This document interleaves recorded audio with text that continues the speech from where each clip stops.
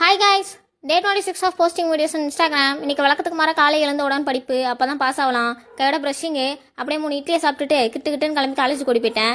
அப்புறம் எக்ஸாம் முடிஞ்சிச்சு, கிட்டுன்னு கிளம்பி வீட்டுக்கு வந்துட்டேன். வந்தவொடனே சரியான பசி, தட்டு நிறைய சாதமும் முட்டையெல்லாம் போட்டு உட்காந்த இடத்துலேருந்து நல்லா சாப்பிட்டு முடிச்சிட்டேன். 2 3 நாளைக்கு என்னால் கேலிஸ்தனிக்ஸ் பயிற்சி பண்ண முடியாது, அதனால 3 நாளைக்கு கேலிஸ்தனிக்ஸ் பயிற்சிக்கு லீவ் விட்டுட்டேன். இன்னைக்கு சிலம்பம் பயிற்சி, எந்த பயிற்சியாக இருந்தாலும் சரி வார்ம் இல்லாமல் அதை பண்ணவே கூடாது.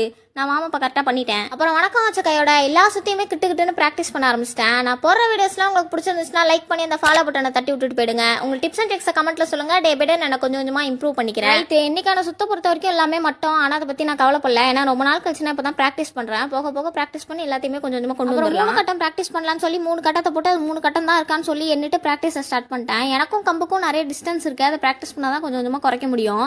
அப்புறம் மேக்ஸிமம் காலடியெல்லாம் அடுத்து என்ன போடுறேன் அப்படிங்கிறதே மறந்துட்டேன். தப்பா சிலம்பத்துக்கு நிறைய காலடி முறைலாம் இருக்கு, அந்த முறையெல்லாம் மறுபடியும் கொண்டுட்டு வரணும். ஃபைனலாக ஒரு பாடத்தை முயற்சி பண்ணி பார்த்தேன். நினைச்ச அளவுக்கு மட்டமெல்லாம் போல, ஏதோ ஒரு அளவுக்கு நல்லா தான் வந்துச்சு. என்ன அங்கங்க என்ன பண்ணணுங்கிறத மறந்துடுறேன். போக போக அதையும் கொண்டுட்டு வந்துடலாம். கால்வாசி பாடத்தை மட்டும் தான் ப்ராக்டிஸ் பண்ணி பார்த்தேன். முழு பாடத்தை நெக்ஸ்ட் செஷன்ல ப்ராக்டிஸ். அப்புறம் ஈவினிங்கா நம்ம ஃபேவரட் கார்ட்டூன் ஜாக்கி சான் போட்டிருந்தான், அதை உட்காந்து பார்த்துட்டு நைட்டுக்கு ஒரு பரோட்டா அதை பிச்சு வாயில வச்ச உடனே